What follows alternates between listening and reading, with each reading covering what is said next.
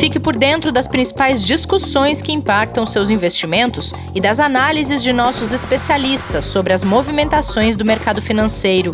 Falando nisso, nosso encontro é toda manhã, logo após a abertura do mercado.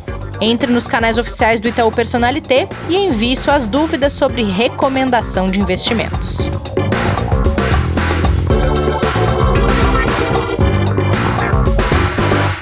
Olá, investidor em foco de sexta-feira. Eu adoro porque é dia de conversar e tomar um café. Bem-vindas e bem-vindos ao podcast deste dia 24 de julho de 2020. Já buscou o seu café, Kleber? Opa, Rê, já tá na mão aqui. Bom dia. Bom dia. Antes da gente chamar o Pedro Canelas para o nosso Café com Canelas, Kleber tem algumas coisas para a gente trazer para os nossos investidores, para as nossas investidoras. Em retaliação à decisão dos Estados Unidos de exigir o fechamento do consulado chinês em Houston, no Texas, essa semana, agora a China ordenou o fechamento do consulado americano em Chengdu, uma das maiores cidades do país asiático. Essa guerra comercial que não acaba nunca, hein? Aí a gente já ultrapassou a questão de guerra comercial. Tem alguns especialistas falando até em uma guerra fria, né, entre os dois países aí, que afetou bastante o mercado essa semana, muito materializado ontem, né, com a queda que a gente viu nas bolsas, tanto lá fora quanto naturalmente acabou refletindo em todas as outras bolsas, inclusive aqui no Ibovespa, que não tinha nenhum dado positivo para sair, nenhuma informação além daquelas que já tinham sido absorvidas, e a gente viu o índice aqui caindo forte ontem, 1,91, e muito reflexo dessa queda lá de fora. Aí na madrugada de hoje veio essa notícia, né, que é uma retaliação. Na quarta-feira os Estados Unidos tinham fechado, né, o consulado de Houston da China, e aí a China fez essa retaliação em Chengdu. Lembrando que Chengdu é uma província ali com 16 milhões de habitantes, para você ter uma ideia do tamanho da região. E esse impacto, naturalmente, ele começa a mostrar que essa discussão pode acabar aumentando essas tensões, e o mercado naturalmente já refletiu isso, né? Na China a gente viu uma queda forte dos índices, né, com um tombo hoje que a gente pode falar bem alto em Xangai de 3,86, e no mercado americano, que vai abrir daqui a alguns minutos, a gente já vê também o índice futuro operando em queda exatamente por essas preocupações, além daquelas ligadas à pandemia, atividade que a gente já fala todos os dias, né? Claro. E na Europa, em contrapartida a esses, em contraponto, na verdade, a esses eventos externos todos ligados à tensão entre Estados Unidos e China, vieram alguns indicadores positivos para dar uma equilibrada, né? Na zona do euro, a gente viu, né, pelo menos na parte da atividade econômica, né, voltar a crescer um pouco em julho, as atividades depois que o PMI composto, né, aquele índice de gerente de compras, que vem dar uma indicação de crescimento ou de retração da economia, ele subiu para 54,8 no mês de julho, em comparação com o mês de junho, que tinha sido de 48,5, ou seja, a gente já começa a ver, quando ele está acima de 50 pontos, uma indicação de alta, né, pelo menos de avanço da atividade econômica, o que não significa que isso é suficiente para recuperar todo o tombo que a gente teve, mas amenizou pelo menos um pouco o mercado europeu na parte da manhã, que agora está aguardando a abertura dos índices nos Estados Unidos. Só que, apesar do resultado positivo, essas tensões internacionais estão tão pesadas que os índices na Europa agora caem, e caem com relevância, tá? O Eurostoxx agora caiu 1,74, piorou um pouco na última hora, quando a gente olha para o índice futuro americano, que já sinaliza uma queda aí de aproximadamente 0,5% nos principais índices por lá. Então o número é bom, mas acabou não sendo suficiente para segurar o ânimo dos investidores por lá também, Rê. E como é que deve fechar o ânimo do mercado financeiro nessa sexta-feira, hein? A depender de tudo isso, não vai ser dos melhores. Né? A gente vem como eu falei um pouquinho, né, com essa preocupação ao longo da semana. A gente olha, por exemplo, pegando a nossa referência aqui, que é o índice Ibovespa, e a gente poderia pegar o S&P e os outros índices lá de fora também, e até o próprio câmbio, né? O câmbio no Brasil, que reflete muito essa questão de risco, acabou tendo uma forte realização, né? A gente viu o real chegar a ser cotado abaixo de R$ 5,10, No final da semana passada ele estava ali na casa ainda dos 5,30, e ontem ele já teve uma valorização forte em relação ao real, voltando ali para a casa dos 5,21. Hoje ele sobe novamente. Então é provável que, se nenhuma medida entre China e Estados Unidos acontecer hoje ao longo do dia, como uma trégua, né, uma mensagem positiva do Trump ou do governo norte-americano em relação ao governo chinês, o que aparentemente não deve acontecer, a gente deve ter um dia realmente um pouco mais tenso. E é uma pena, porque quando a gente olha para os outros problemas que a gente já tem no mercado, né, e na sociedade como um todo, esses já vinham sendo até que bem sanados com as notícias positivas das novas vacinas, né, tanto na China quanto nos Estados Unidos e até aqui no Brasil também.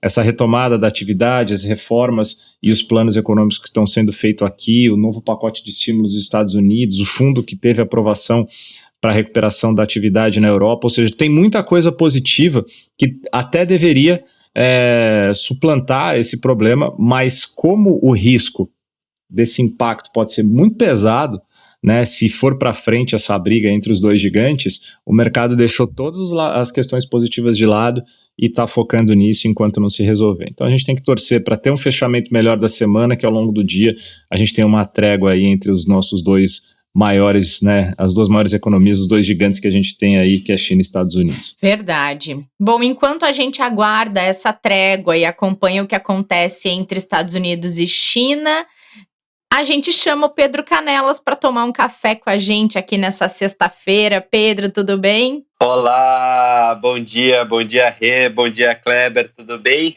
Tudo ótimo. Bom dia, e com Pedrão. você? Seguimos com mercados animados, né, Kleber? Exatamente. De tédio, esse meio não sofre, né? O animado é questão do ponto de vista, né? Não necessariamente porque ele está caindo, ele não está animado, é com uma animação mais para aqueles que operam muito, como a gente fala aqui, tem aquele que opera na baixa, tem aquele que opera na alta, né? Mas continua muito agitado, Pedrão, muita volatilidade, sem dúvida.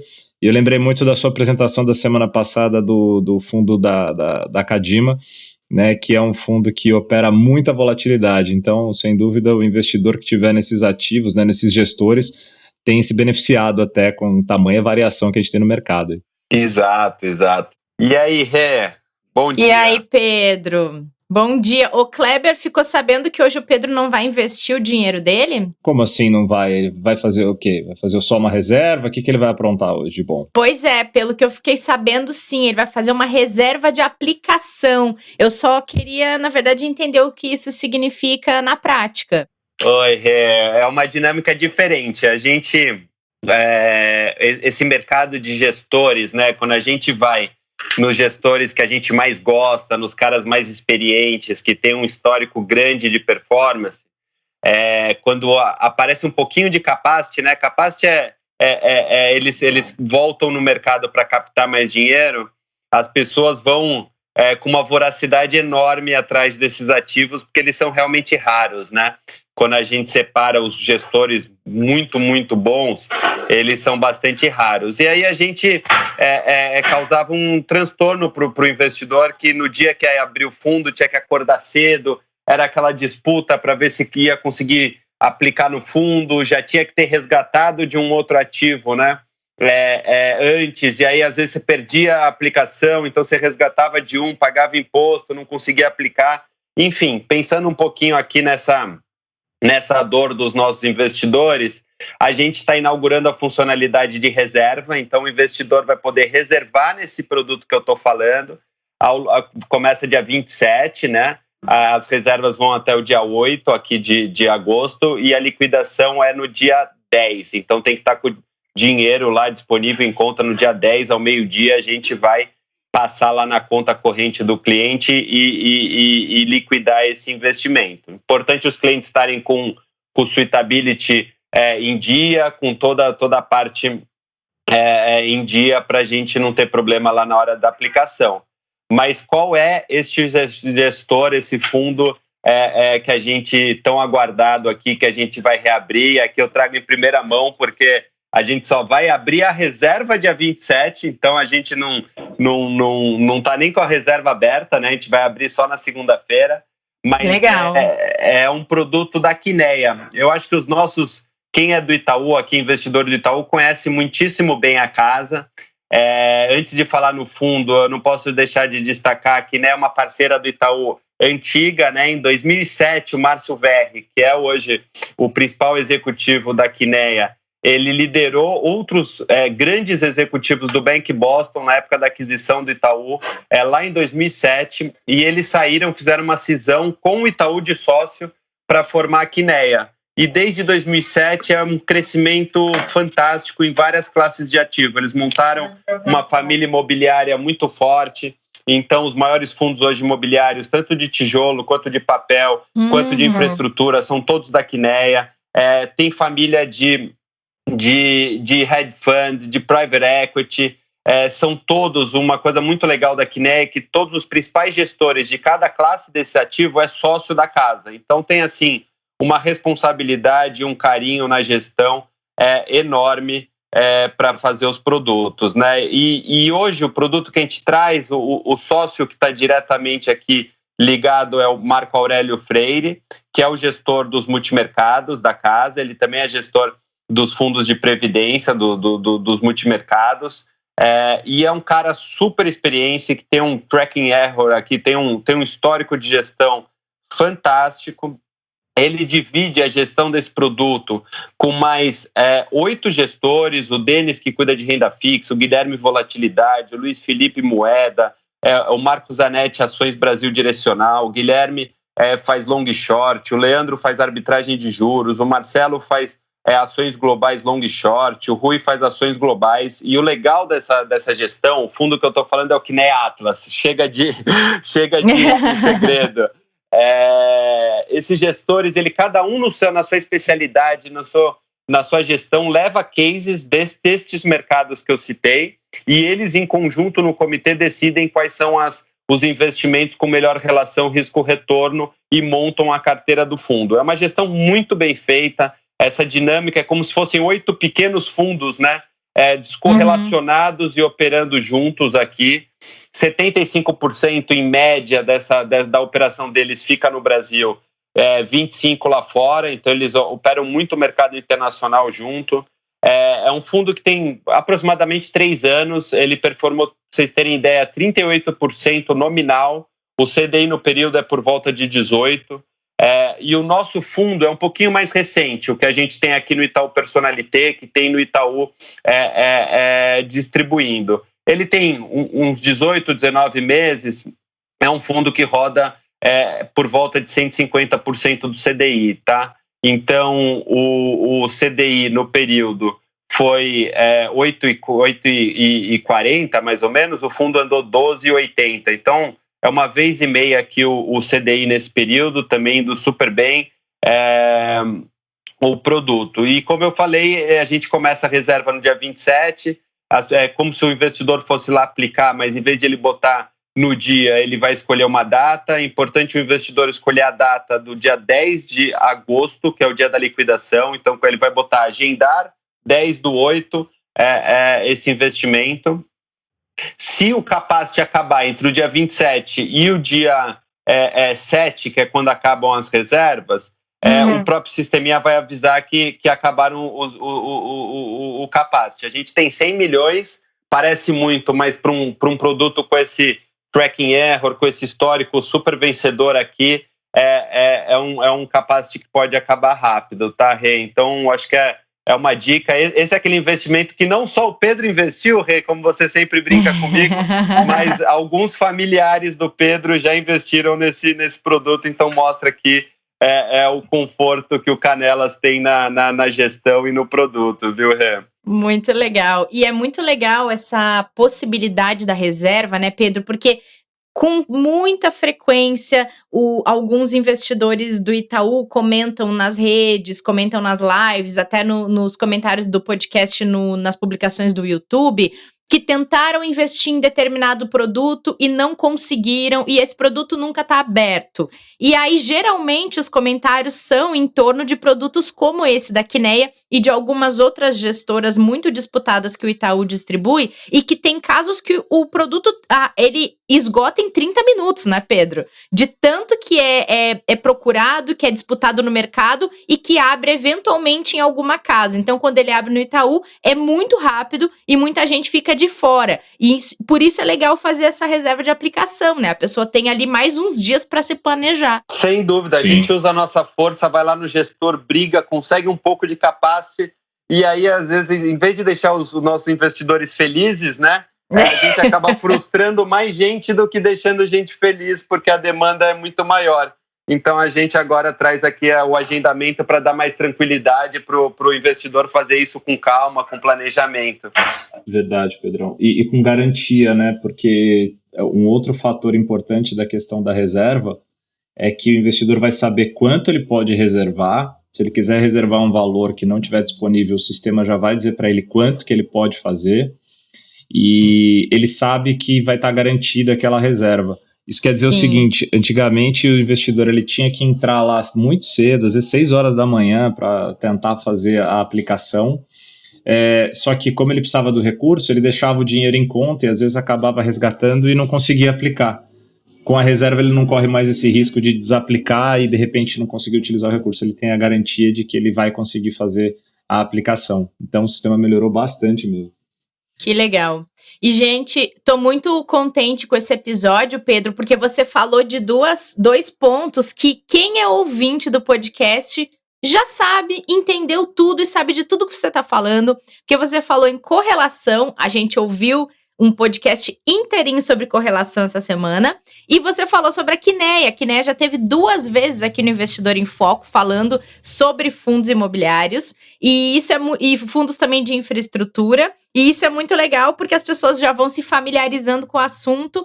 Quem não conseguiu participar de ouvir o nosso episódio sobre correlação, vamos deixar na descrição aqui do episódio para poder voltar e saber como entender toda essa questão que o Pedro estava falando também dos fundos da Kinea. Muito legal, Pedro. Esses multimercados, a gente tem acertado nessa recomendação já há algum tempo, muito pelo discurso que o próprio Kleber colocou hoje, né? Você vê que não basta, se já não bastasse todo o dinamismo e toda a imprevisibilidade que a pandemia trouxe para os mercados, né?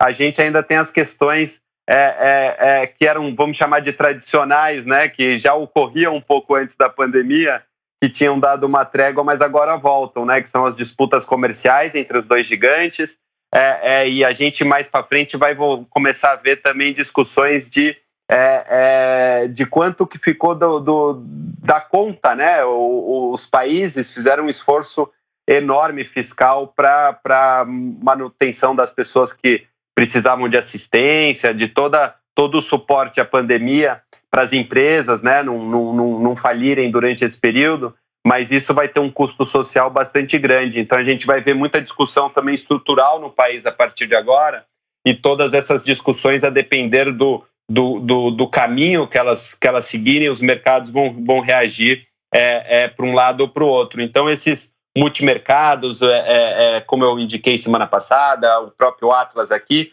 dá isso para a gente, né? Um gestor que tem uma velocidade de mudança de rota grande, que pode operar todos os mercados, não fica preso a uma única estratégia, né? Muito bem, muito bom. E, Kleber, você já tem filme para assistir no fim de semana? Eu tô aqui já com o meu caderninho de notas aqui para pegar que o Pedrão trouxe pra gente. E aí, Pedro, qual é a boa? Eu vou aproveitar o clima de disputa que o Kleber colocou entre Estados Unidos e China e trago uma disputa entre 2 gigantes da indústria automobilística. Eu trago um filme que passou até de certa maneira despercebido. Eu hei de confessar aqui que eu fui ver sem grandes expectativas ano passado, e me surpreendeu muito positivamente. Foi um filme que eu gostei bastante, chama Ford versus Ferrari. Tem vários elementos aqui no filme. Tem o primeiro elemento que é muito legal para as pessoas verem, que é como as empresas elas são estruturadas e como elas atuam para o público-alvo delas, né? Então mostra muito claro o dinamismo de uma Ford, como ela era pensada, como ela era estruturada, qual que era o mercado que ela queria disputar naquela época. O filme se passa na década de 60, e uma Ferrari com um projeto de negócio muito distinto, né? Com uma qualidade, com uma coisa meio feita de um para um, com quase uma obra de arte ali na hora de desenvolver um carro, fazia 1 a 1, diferente do Ford ali, com o Fordismo, né, que era aquela produção em massa de automóveis. O filme é sobre a disputa, né, nas 24 horas de Le Mans entre essas duas montadoras aqui, entre a Ford e a Ferrari. A Ford, para quem não sabe, o filme passa um pouquinho essa história, ela tenta comprar a Ferrari nessa época, e a Ferrari recusa o acordo justamente por não abrir mão do espírito de disputa, de corrida, de velocidade que o Enzo Ferrari tinha. A Ferrari ganhava nessa época praticamente todas as 24 horas de Le Mans, e o filme se passa numa nova disputa quando a Ford contrata o Carroll Shelby, que é um projetista que ficou famosíssimo, né? As pessoas já devem ter ouvido falar do Shelby Mustang. É uma linha do Mustang super, super famosa aqui. A origem tem nesse projetista aqui que a Ford contrata nessa época, e um piloto que é o Ken Miles, que quem faz o personagem do Carroll Shelby é o Matt Damon, e quem faz o do Ken é o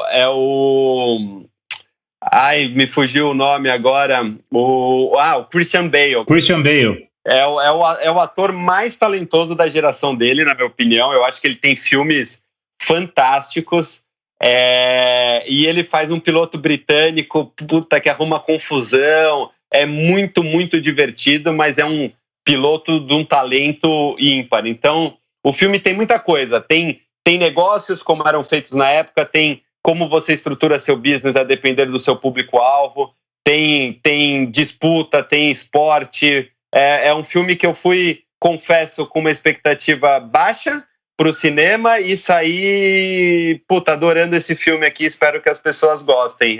Muito bom, Pedro. Obrigada pela dica. Eu não assisti, confesso. Vou colocar aqui na minha listinha também, como disse o Kleber, para o final de semana, já que, né, a gente deixa todas essas coisas possíveis de fazer em casa para o fim de semana, já que não tem muita alternativa fora isso.